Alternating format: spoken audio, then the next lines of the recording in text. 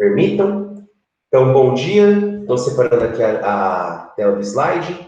Então, tá.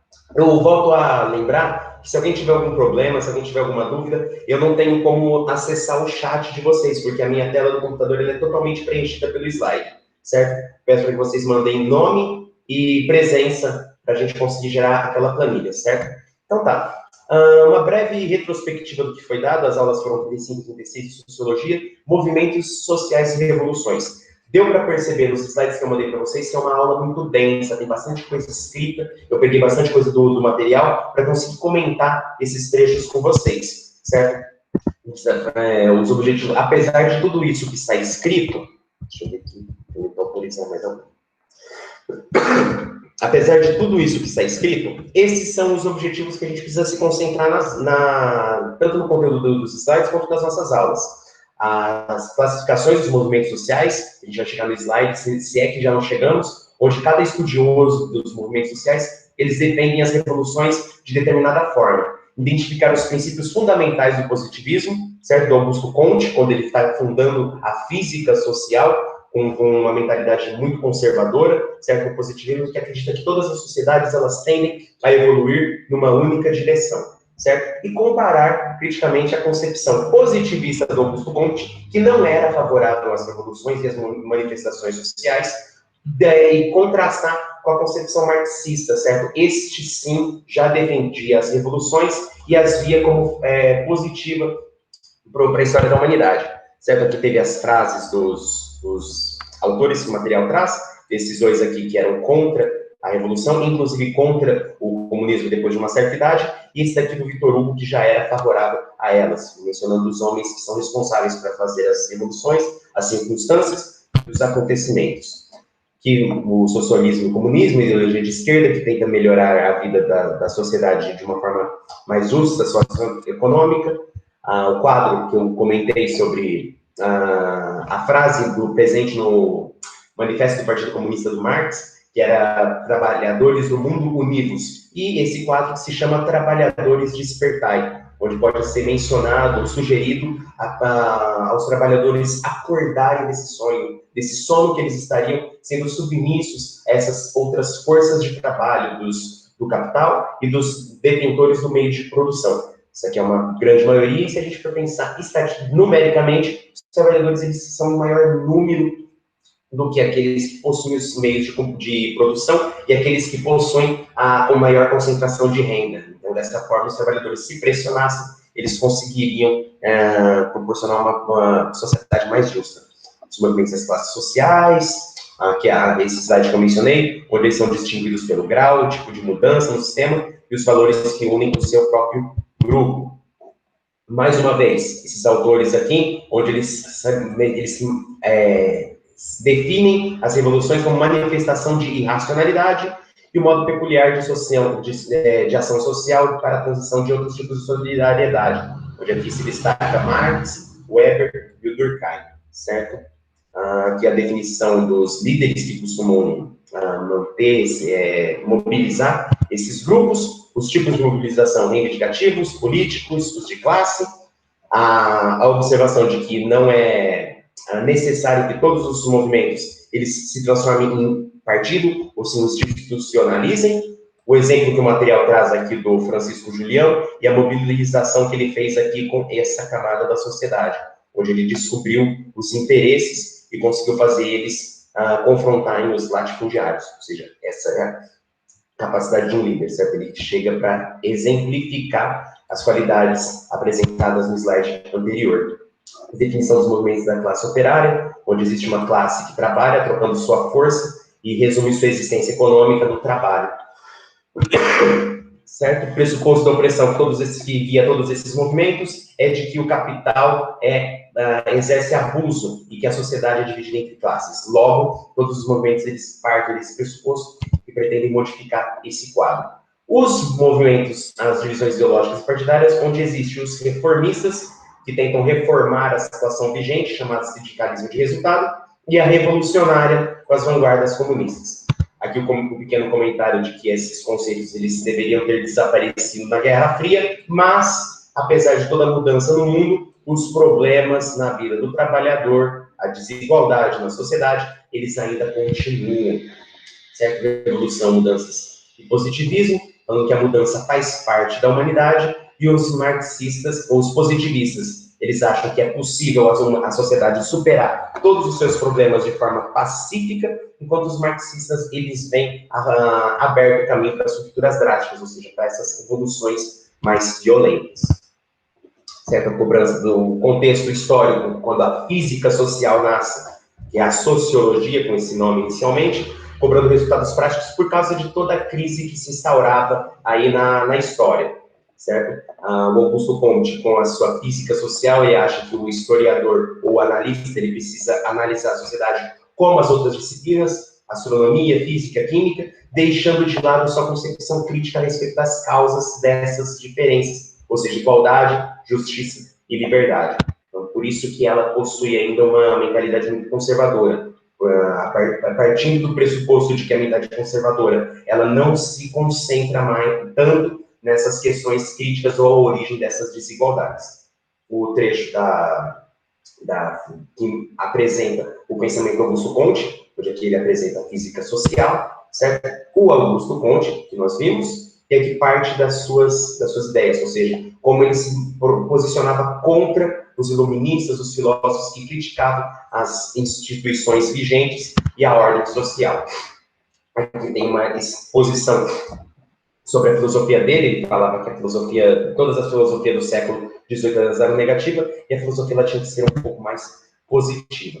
Aqui, a crítica que ele fazia dos conservadores priorizavam a ordem, os revolucionários priorizavam o progresso, e que, para ele, o Comte, a ordem, ela deveria ser o ponto de partida, certo? Para a construção de uma nova sociedade.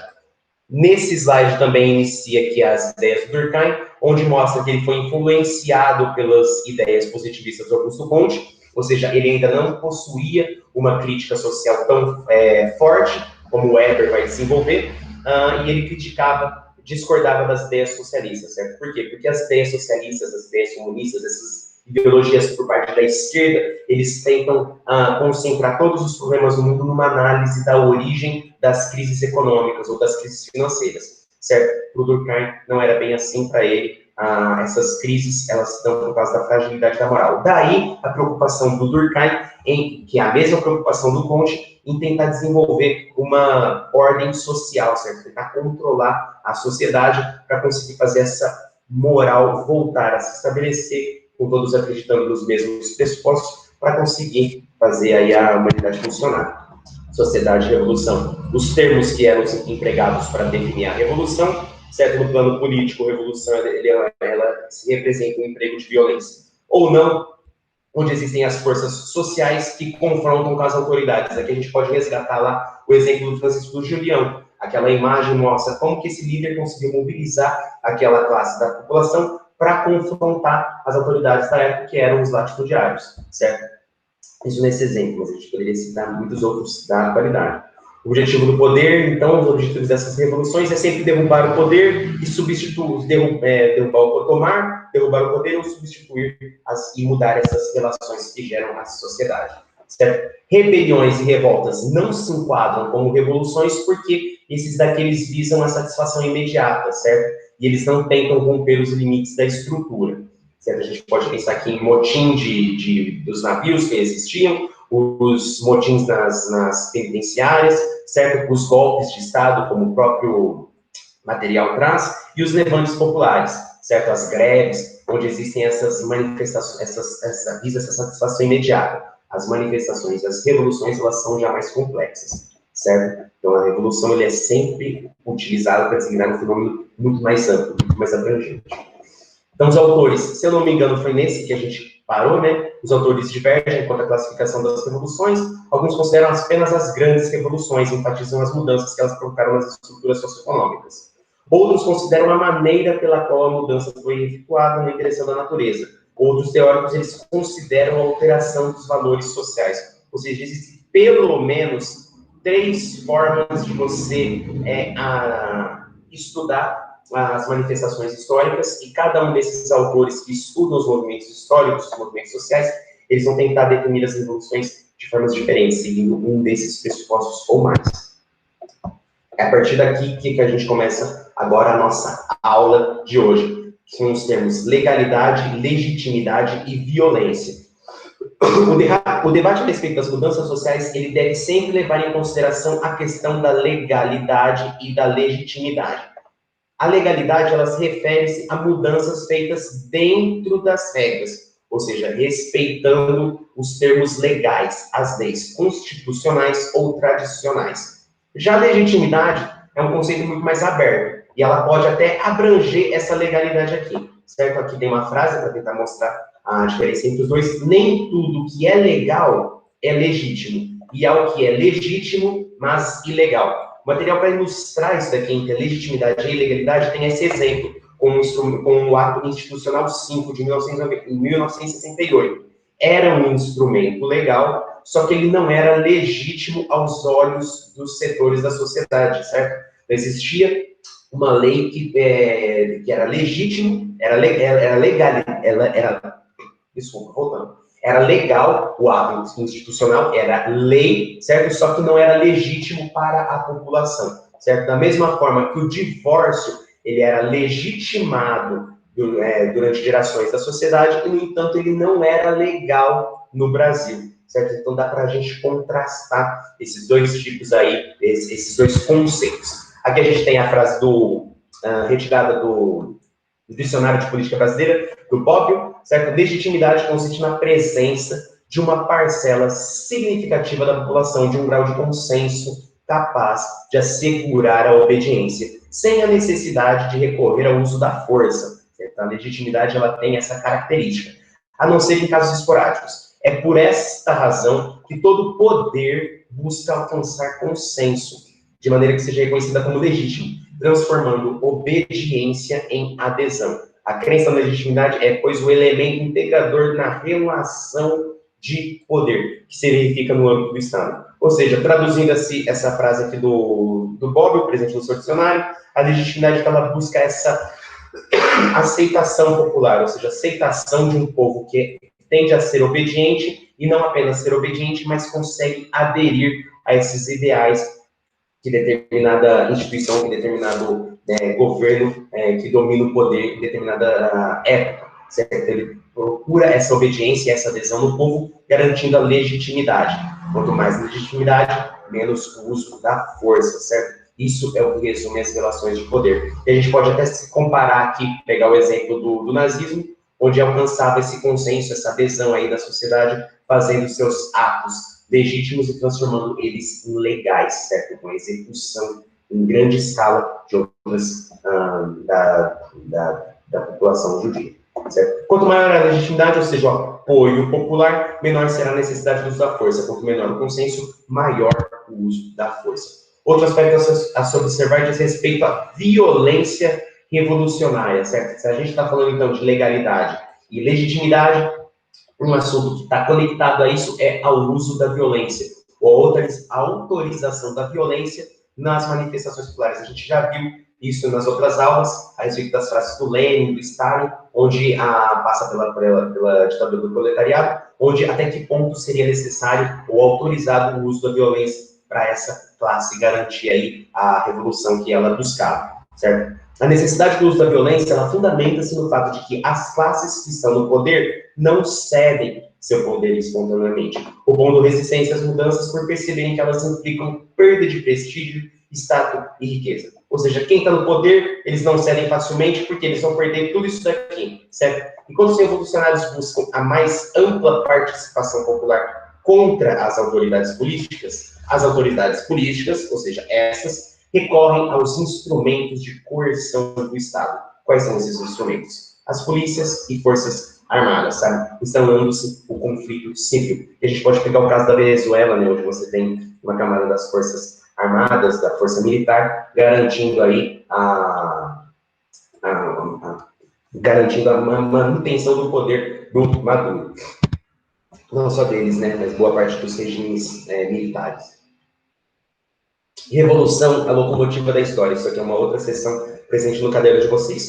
Para o marxismo, o que isso significa? Significa que a revolução, ela muda a história, ela motiva as mudanças positivas da história. Para o marxismo, sim. Porém, ela não ocorre sem condições objetivas, que são as contradições entre as forças produtivas e relações sociais, ou seja, essa classe aqui dos trabalhadores, e a organização do poder político de outro. Então, o desenvolvimento econômico em tempos de globalização vive as contradições de tecnologias avançadas de produção, como a automação e a informatização contrapostas à exclusão crescente de trabalhadores do mercado de trabalho. As economias socialistas se mostraram incapazes de resolver o problema do ser humano no papel de consumidor e produtor, acirraram-se as diferenças entre os países ricos e pobres, assim como as contradições entre o ser humano e o ambiente. Depressão econômica, diminuição da legitimidade e crise de representatividade são combustíveis para a revolução. As alternativas menos violentas para enfrentar esses problemas parecem ser as reformas. Ou seja, isso daqui é um trecho retirado do material de vocês na íntegra, onde ele destaca esses problemas da sociedade, tanto os problemas trabalhistas, os problemas econômicos, os problemas com as representatividades de suas instituições, e acaba defendendo aí as reformas como as alternativas, aqui foi uma correção que eu fiz, menos violentas, certo? Mostrando que existem problemas na sociedade e eles precisam ser modificados, certo? E essas revoluções é o que tendem a modificar a história. A questão é, então, depois de tudo isso que foi dito, os espaços para as reformas ainda são amplos ou seu alcance estaria se esgotando? As revoluções ainda podem ocorrer no mundo globalizado? Cabe aqui destacar, por exemplo, essa tentativa de reformas para tentar mostrar, para tentar salvar determinado governo, ou tentar salvar ou evitar determinadas manifestações, com as reformas trabalhistas, com essa nova carteira aí que foi criada, a carteira verde e amarela, para a contratação de jovens e adolescentes, ou idosos que ficam fora, que perdem os seus direitos garantidos na CLT, ou seja, existem, né, agora, duas carteiras de trabalho, uma verde e amarela com os direitos, que acaba com boa parte dos direitos trabalhistas, e essa outra carteira azul, com os direitos garantidos na CLT, certo? Então, com esse tipo de reforma, ela tenta trazer aí a garantia do aumento dos empregos, certo? Só que a gente nunca sabe como que essas reformas, elas de fato beneficiam o trabalhador ou a sociedade, ou se elas só estão beneficiando os patrões, os detentores dos meios de produção, para usar a terminologia do Marx, ou as grandes empresas, ou aqueles que já possuem boa parte da concentração da renda, certo? Isso, então, é um problema, porque se esse tipo de reforma não atender aquilo que o povo está desejando, vai gerar todo esse tipo de crise aqui, e a revolução, ela fica certa a cada momento, certo? As situações revolucionárias, elas não são produzidas por encomenda, ou seja, a gente não acorda num belo dia ou pensa que em setembro a gente vai fazer uma revolução, não. São as situações cotidianas que vão motivando aí o estopim para a revolução acontecer. Enquanto a guerra civil está latente, a transformação revolucionária se equaciona dentro da ordem, como um processo de alargamento da sociedade burguesa.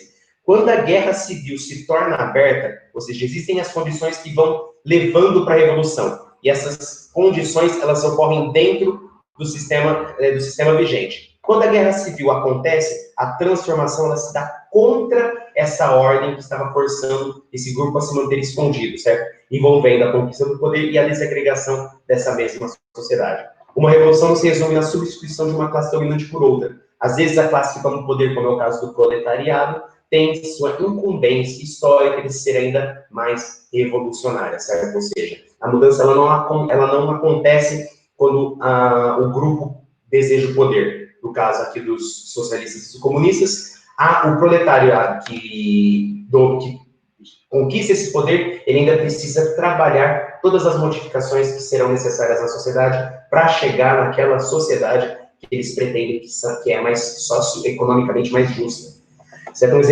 Um exemplo da dificuldade dessa tarefa é pensar que o mesmo grupo social que convocou os Estados Gerais na França, dando origem à Revolução de 1789, foi também responsável pela violenta repressão à Comuna de Paris, cerca de 80 anos depois. A burguesia não levou sua revolução até o fim porque, para concretizar os ideais de liberdade, igualdade e fraternidade, teria de negar-se a si própria como classe dominante, abrindo mão da propriedade privada e dos meios de produção. Existiu, então, uma camada, conquistou o poder, pregava isso daqui, só que para ela conseguir alcançar isso daqui, ela precisava abrir mão de seus privilégios que possuía. Isso geralmente não acontece.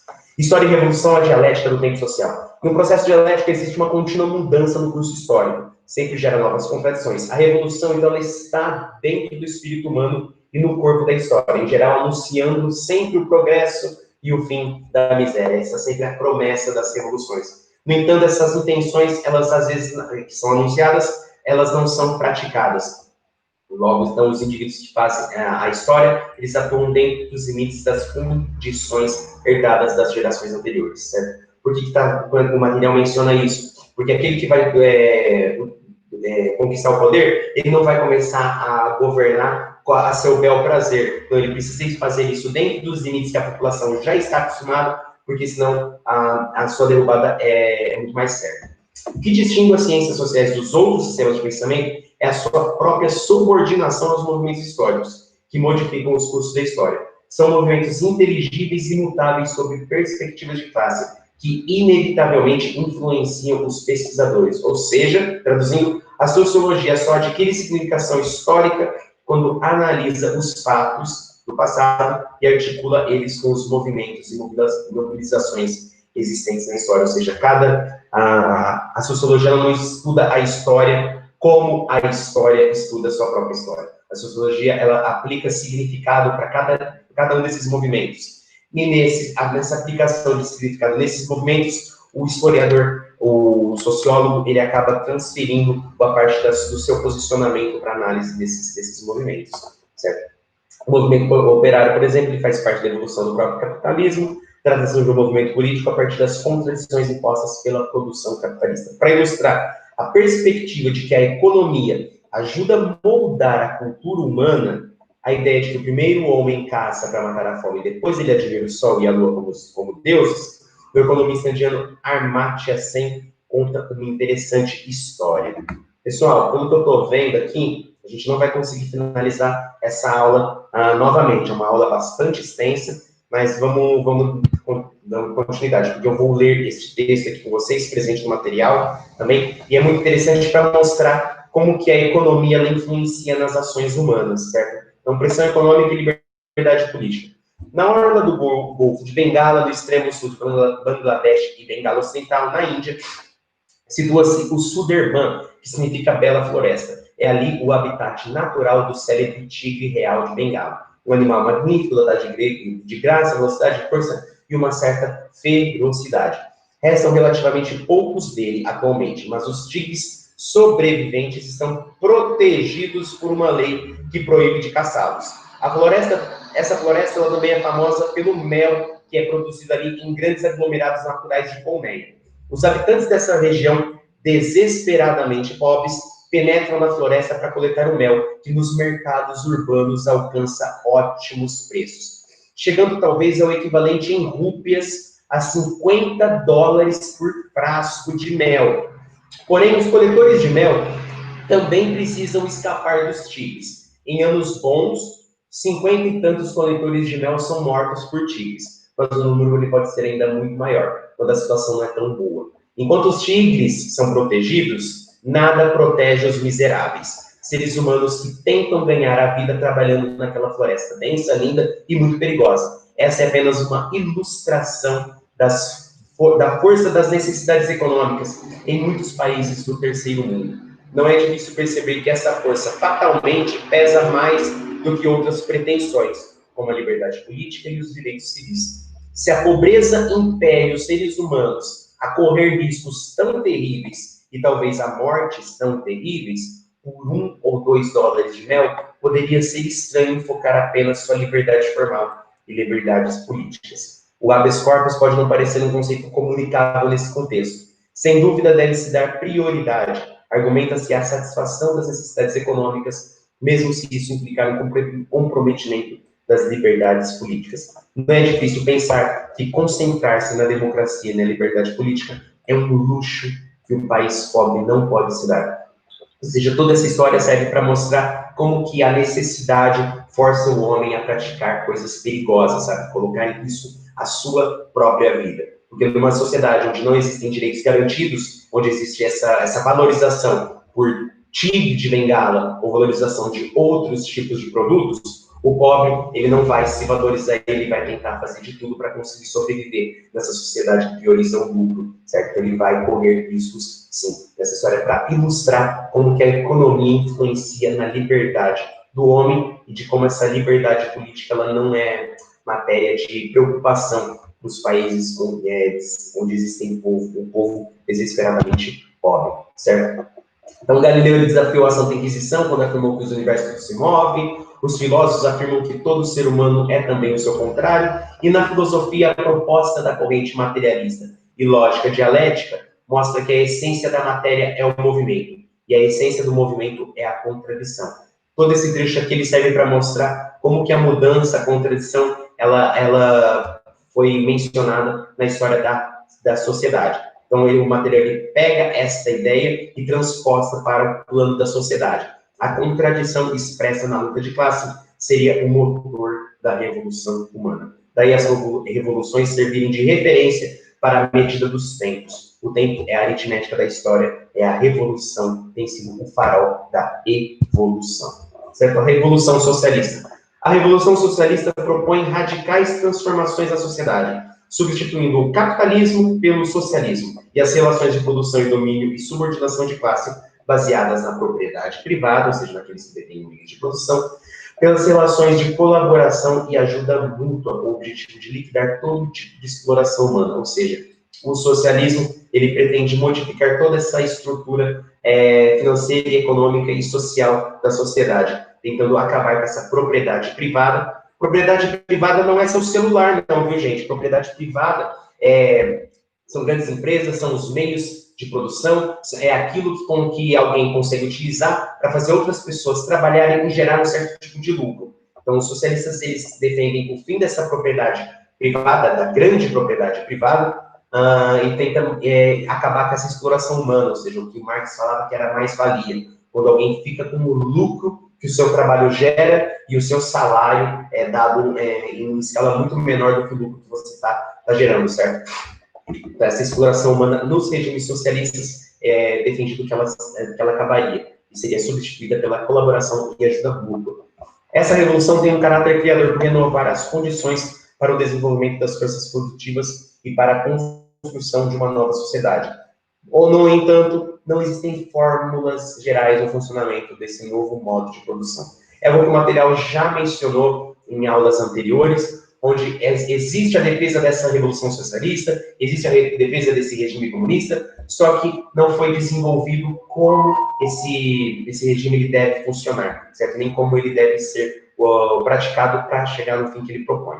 Está sistematizada apenas a primeira etapa da transição, do comunismo como ditadura do proletariado. Ou seja, isso aqui é uma parte que o próprio Marx chega a mencionar, onde para conseguir conquistar essa sociedade mais economicamente justa, o capitalismo ele precisa transitar para o comunismo. Isso só é possível quando o proletário se unir, conquistar o poder e impor aí uma ditadura ou a sua hegemonia, para conseguir trabalhar essa sociedade que ela pretende. Então, a nova política econômica, o NEP, que foi proposta pelo NEM, e a Revolução da União Soviética e da China, apresenta algumas etapas. Eis as principais teses. Possibilidade e necessidade da revolução ocorrer em um só país ou em várias nações, dada a coexistência de países com sistemas socioeconômicos e políticos diferentes. Por que isso aqui é importante? Porque o comunismo, para ele ser instaurado, ele não vai chegar e mudar todo o mercado econômico já existente, certo? Então, ele só vai ser possível nesse país em pequena escala, primeiro, porque os regimes, o sistema financeiro e econômico dos outros países são diferentes, ou seja, o comunismo ele ainda precisa se adequar a esse capitalismo para conseguir chegar nesses fins, ou seja, o comunismo ele ainda está sendo direcionado pela necessidade ou pelos limites que o dinheiro impõe para a sua concretização. Certo? Existe um filme muito bom que fala sobre essa ordem financeira que se chama Network, a rede. Muito bom, depois, se alguém quiser, eu posso recomendar para vocês. É muito bom esse filme. Hegemonia do proletariado, ou seja, aqui, hegemonia está substituindo o termo ditadura. Hegemonia do proletariado e da transformação da Revolução Democrática Burguesa em socialista. Os vínculos entre a luta dos operários de países mais desenvolvidos e os movimentos de libertação nacional dos países coloniais. Ou seja, existe a exploração. Se o pressuposto da exploração é o sistema capitalista e sua opressão, então isso engloba todas as nações. Só que para o regime socialista acontecer, a gente precisa da união dos trabalhadores dos países mais desenvolvidos e dos países menos desenvolvidos. Apenas assim será possível modificar essa ordem universal. Combinação dos fatores objetivos e subjetivos envolvidos na situação revolucionária. Lembra que o líder ele é capaz de encontrar os interesses populares, uni-los e mandar palavras de ordem? É mais ou menos isso daqui, a combinação dos fatores objetivos e subjetivos e a diversidade de tipos de revolução socialista. Isso aqui é uma foto do caderno de vocês, são os princípios da Revolução Socialista, pelo estabelecimento da ditadura do proletariado, aliança entre a classe operária e o campesinato, liquidação da propriedade capitalista, ou seja, a propriedade privada dos donos dos meios de produção, e a transformação socialista da agricultura, pelo desenvolvimento planificado da economia nacional, ou seja, o internacionalismo aqui da economia, e pela revolução cultural, pela defesa do internacionalismo proletário, certo? Por fim, a revolução ela pode ser pacífica ou violenta, dependendo do grau de resistência da burguesia dominante ao movimento popular. Nenhum princípio da estratégia marxista para a revolução foi mais bem estabelecido do que a regra de que é impossível fazer uma revolução pela força ou pela conspiração, antes que o tempo esteja amadurecido para isso, ou seja, antes que as contradições tenham produzido uma situação revolucionária. Certo? Então, logo, segundo Marx, no prefácio de O Capital, obra dificílima de se entender, onde ele mistura a análise econômica bruta, certo? Ainda que uma nação possa aprender com outra, jamais poderá saltar ou descartar por decreto as fases naturais do seu desenvolvimento. Certo? A gente pode aprender com tudo aquilo que já aconteceu nos outros países, só que enquanto a gente não passar por essas mesmas situações, a gente não pode dar início a essas revoluções, certo? A gente não pode então, aprender com outros, com Marx a gente aprende na pele, né? Vamos assim. Nesse ponto deve-se questionar qual a importância da violência política nesse desenvolvimento natural. Para Hannah Arendt, só se pode falar de revolução quando a abundância se verifica com vistas a um novo início, quando se faz uso da violência para constituir uma forma de governo absolutamente nova e para tornar real a formação de um novo ordenamento político, e quando a libertação da opressão visa pelo menos a instauração da liberdade. Certo? Para o Rousseau, todo déspota só é senhor durante o tempo em que é o mais forte.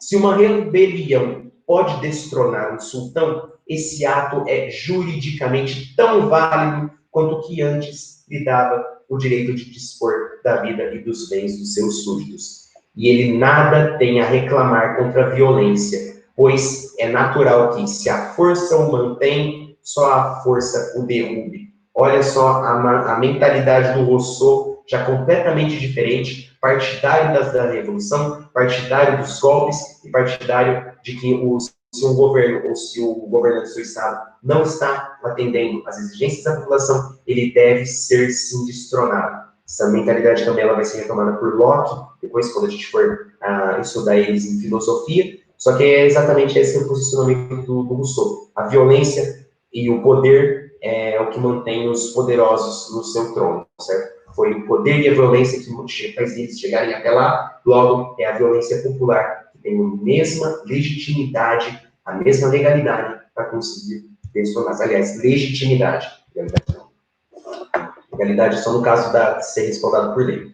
No século XIX, Alex Tocqueville, juntamente com Marx, chamou a atenção para as causas estruturais de uma revolução, a incapacidade das instituições tradicionais em atender às novas necessidades sociais. Ou seja, existem as instituições, elas não atendem mais às exigências do povo. Funde-se aí dois componentes da ira revolucionária, as necessidades sociais e as respostas do sistema. Como disseram Marx e Engels, onde quer que se gere uma convulsão revolucionária, tem de existir como base qualquer necessidade social, que as instituições envelhecidas não deixam satisfazer. Então, a necessidade pode não se fazer sentir ainda com aquela força e amplitude que seriam necessárias para lhe garantir sucesso imediato, mas toda tentativa de a reprimir com violência só fará com que ela renasça cada vez mais forte, até quebrar suas cadeias.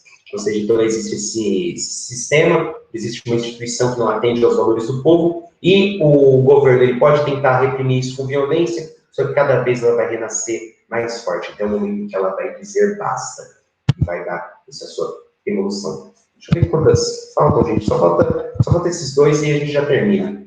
Condições mínimas e necessárias para a eclosão de uma revolução segundo Lenin. Ou seja, essas foram as características que Lenin percebeu para que faz uma revolução acontecer.